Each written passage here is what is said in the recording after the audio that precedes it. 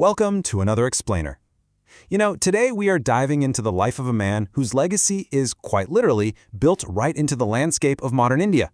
We're talking about a grand visionary, an absolutely unparalleled engineer, and a true statesman.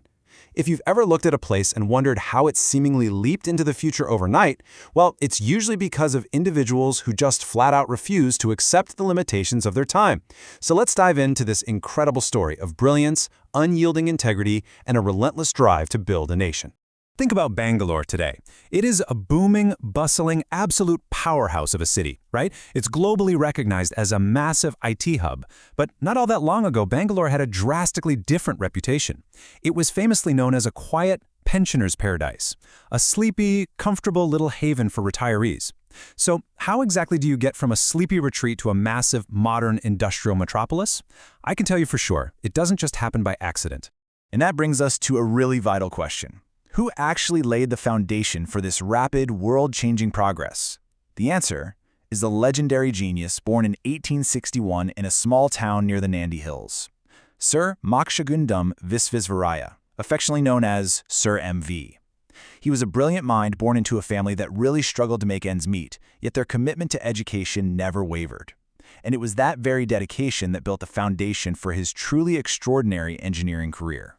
Section 1. Mastering the flow of water. Let's look at his early engineering career. Despite those early financial struggles, he graduated as a top-ranked civil engineer in 1885. He landed in Pune and immediately started solving incredibly complex real-world problems. Take the Kadakwasla Reservoir, for example. It had a major flooding problem. Sir MV's solution? An ingenious automatic floodgate system that he actually patented in 1903. It's like this beautifully elegant mechanical dance. When the water hits a dangerous level, it fills a well, causing a float to rise.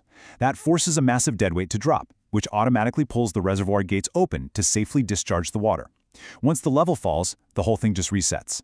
Pure, practical genius that increased water storage without having to physically build the dam any higher. Because of that patent and his undeniable, immense skill, his reputation just exploded globally. I mean, when British troops in Aden, which is now in Yemen, were suffering from a complete lack of water, who did they call? Sir MV. His solution was to locate a catchment area 96 kilometers away and literally pump water all the way back to the troops. And later, when the river Musi in Hyderabad caused these devastating flash floods that tragically drowned thousands of people, it was Sir MV who conducted the surveys and built two massive reservoirs. Reservoirs that, by the way, still protect the city from floods to this very day. But his crowning engineering achievement? That was still on the horizon. Appointed as chief engineer of Mysore state, he planned and built the Krishna Raja Sagar Reservoir right across the Kaveri River. And the dimensions here are just staggering. We're talking 130 feet high, 2.8 kilometers long, and fitted with 171 iron gates. And 48 of those were his own patented automatic design. When it was completed, this was the absolute largest dam built anywhere in Asia. To really understand the human impact of his engineering, you just have to look at what Mahatma Gandhi himself had to say about it. He recognized the sheer magnitude of this achievement. You see, the dam didn't just hold back water, it completely transformed the entire region. Arid, unforgiving land was suddenly irrigated by these artificial canals. Farmers could suddenly grow excess paddy and sugarcane. It single-handedly created a flourishing sugar industry in the Mandya district, which is literally known today as the Sugar City, and it secured drinking water for millions of people. Section 2. The Visionary Diwan. How he became the architect of a modern state. So the Maharaja of Mysore is incredibly impressed by his towering intellect and offers Sir MV the highest administrative post, the Diwan of Mysore, in 1912. But before he officially accepted this immense power, he did something pretty extraordinary. He invited all of his relatives over for a dinner party. He sat them down and made one absolute non-negotiable rule. He told them he would only take the job if they promised never, ever, to approach him for political or financial favors. His personal integrity was just completely unshakable. Once he actually took power, he hit the ground running with relentless efficiency to modernize the economy. He founded the Sandal Oil Factory and the iconic Mysore Soap Factory, which, amazingly, is still a massive company today. He started the Bank of Mysore to handle the state's finances. He made primary education free and compulsory, which was a huge first in India. He founded the University of Mysore, the first outside British India, and the Government Engineering College in Bangalore.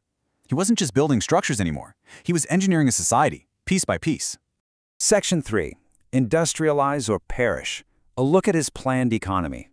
Decades before it became the norm, he shifted Mysore into a government-driven, planned economy. And this whole shift was driven by one uncompromising motto: industrialize or perish. Now, this wasn't just some catchy phrase, it was a desperately urgent call to action. He knew that the only way to genuinely uplift the underprivileged masses, to ensure people could work well, earn well, and live well, was to combine education with heavy modern industry. Now you might be wondering, how on earth did he manage to pull all this off? His tenure as Diwan was from 1912 to 1919. That means his ambitious, highly expensive nation-building projects were happening smack in the middle of the First World War. It was a severely cash-strapped era where the state's priorities were completely fractured. Well, he succeeded because he was a true karma yogi, a person who relentlessly dedicates themselves to their duty and their work, refusing to let a forbidding, difficult environment stop their progress. He officially retired as Diwan in 1919, but, as you can probably guess, a karma yogi never really rests.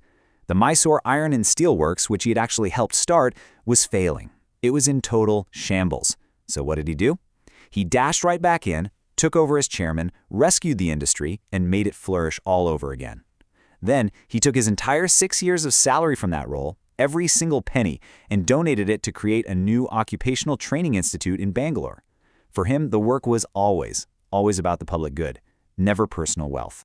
He just had this insatiable thirst for knowledge and firmly believed that India needed to learn from developed nations. He had a really deep admiration for the Japanese, specifically for their intense focus, discipline, and hard work. Remarkably, even when he was 98 years old, he had this burning ambition to travel to Japan. He wanted to go over there, observe their latest industrial methods, and bring that knowledge right back to the Indian government. Honestly, only his extreme age and failing health finally kept him grounded. Section 4. A Century of Integrity. The Lasting Legacy of Sir M.V. Even as an independent advisor, he became this highly sought-after consultant for town planning and flood control across the entire subcontinent. Just tracking his timeline gives you a sense of this absolutely unrelenting momentum. He retires in 1919. 2 decades later, in 1941, he is still out there, pushing progress by forming the All India Manufacturers Organization. In 1955, independent India rightly awards him the Bharat Ratna, the nation's highest civilian honor, officially citing him as the father of planned development in India.